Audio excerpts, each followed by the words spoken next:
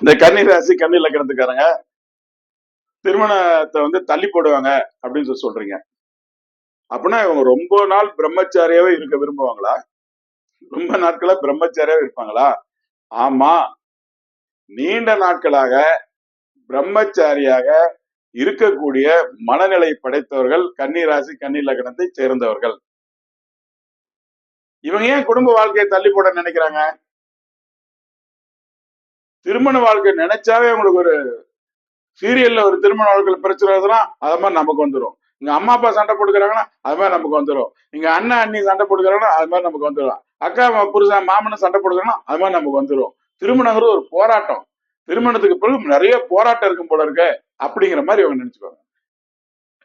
அந்த போராட்டங்கள் எதிர்கொள்ள இவங்க தயங்குவாங்க.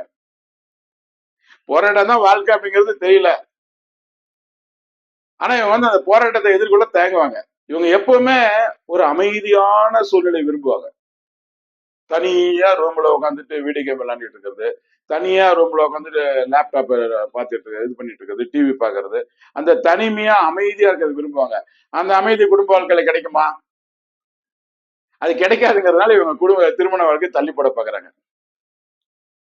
அப்படின்னா இவங்களை மேரேஜ் பண்ணிக்கிறது தப்பா? இந்த மாதிரி இருக்காங்களா, இவங்களை போய் நம்ம மேரேஜ் பண்ணி என்ன பண்றது? இவங்களை நம்ம இந்த கன்னி ராசி கன்னி லக்னத்துக்காக மேரேஜ் பண்ணிக்க தவறா? அப்படி இல்ல, திருமணம் பண்ணிடுறாங்க. திருமணம் பண்ணோன்னா வாழ்க்கை துணைவர் மற்றும் குடும்பத்துல உள்ளவங்க அவங்க தேவைகளை நிறைவேற்றதுல இவங்க வல்லவர்கள். வாழ்க்கை துணைவர் நம்ம என்ன செஞ்சு கொடுக்கணும், பிள்ளைங்களுக்கு குடும்பத்துக்கு என்ன செய்யணும், அந்த தேவைகளை நிறைவேற்றி கொடுக்கறது பாத்தீங்களா, அது தன்னுடைய கடமை அப்படின்னு சொல்லி நினைப்பாங்க. அதுல இவங்க சிறப்பானவங்க.